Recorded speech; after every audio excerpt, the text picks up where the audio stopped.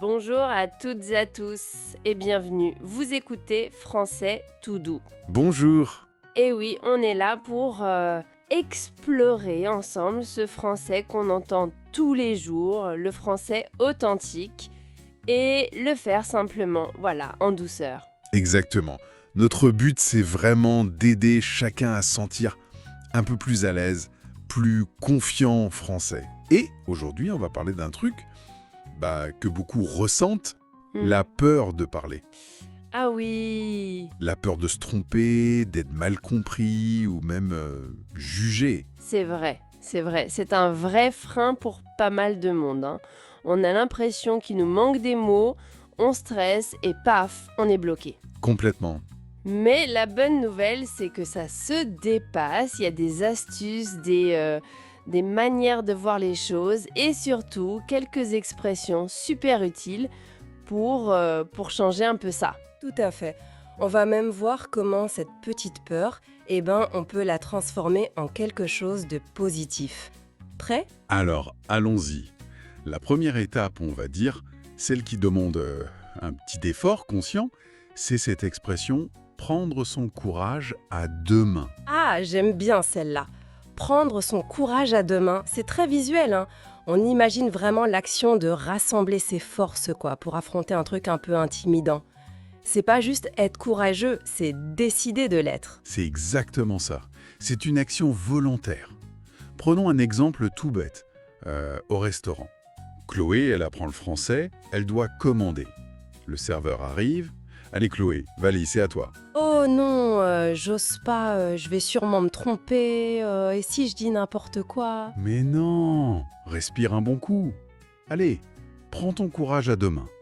Tu les connais les mots pour commander un steak frites ? Bon, ok. Bonjour monsieur, je vais prendre le steak frites s'il vous plaît. Parfait. Voilà. Tu vois, c'était pas la mer à boire. C'est exactement ce moment-là. Le moment où on décide consciemment de passer outre son hésitation.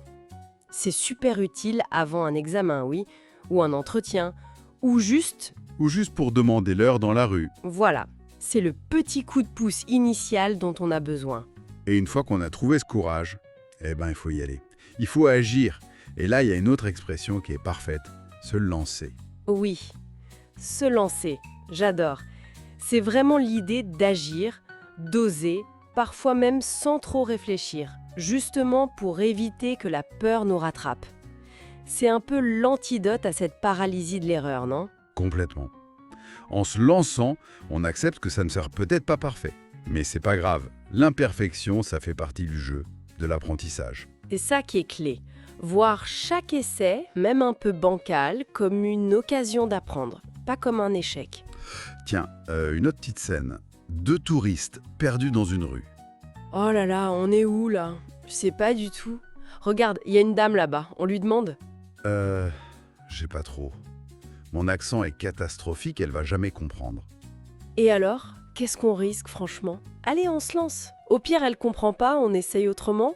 Pardon madame ? Et bien sûr, la dame a compris et les a aidés. Évidemment, parce que l'objectif premier, c'est de communiquer, de faire passer le message. La grammaire parfaite, ça viendra après.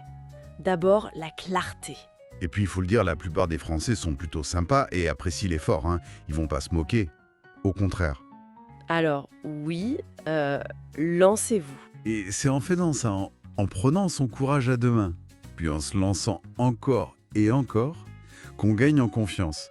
Et on finit par devenir quelqu'un qui, comme on dit, n'a pas froid aux yeux. Ah oui, ne pas avoir froid aux yeux. Elle est super celle-là aussi. C'est très imagé. Ça veut dire être audacieux, ne pas avoir peur du regard des autres, du ridicule. C'est une qualité qu'on admire, je trouve. Exactement. Ça n'a rien à voir avec la température extérieure, bien sûr. Non. C'est quand la peur, elle ne te contrôle plus. C'est oser parler, même si t'es pas sûr à 100%. Oser donner ton avis dans un groupe, par exemple. C'est tout à fait ça. J'ai eu un nouveau collègue, David. Premier jour, première réunion. Et hop, il a pris la parole pour proposer une idée. franchement, Ah ouais? dès le premier jour. Ben dis donc, il n'a pas froid aux yeux, lui. Pas du tout. Et en plus, son idée était super intéressante, ça m'a marqué. Tu vois, ça illustre bien que cette audace, cette capacité à ne pas avoir froid aux yeux, ça se construit. C'est le résultat de toutes les fois où on a osé se lancer avant. Donc si on récapitule un peu tout ça, c'est comme un chemin en 3 étapes, non? D'abord, on prend son courage à 2 mains pour dépasser ce premier blocage. Ensuite, on se lance. On passe à l'action sans chercher la perfection absolue tout de suite. On accepte de faire des erreurs. Et à force de faire ça, avec la pratique, on devient petit à petit cette personne qui n'a pas froid aux yeux quand il s'agit de parler français. L'assurance s'installe. C'est ça. Le message important, c'est que la confiance, ça se gagne petit à petit. C'est un parcours.